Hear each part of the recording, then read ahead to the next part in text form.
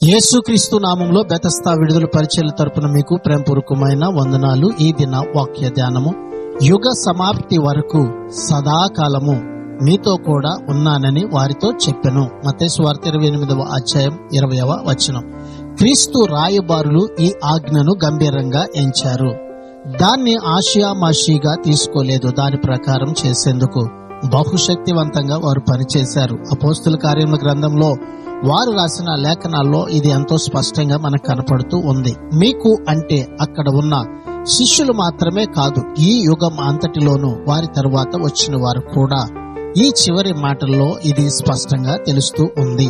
క్రీస్తు రాయబారులు ఆరంభించిన పనిని కొనసాగించడానికి ప్రతి తరంలోనూ నమ్మకమైనటువంటి మనుషులు కావాలి. క్రీస్తు తానే ఎప్పుడు అలాంటి వారితో ఉంటాడు, వారిని సదాకాలం నడిపిస్తాడు. ప్రార్థన.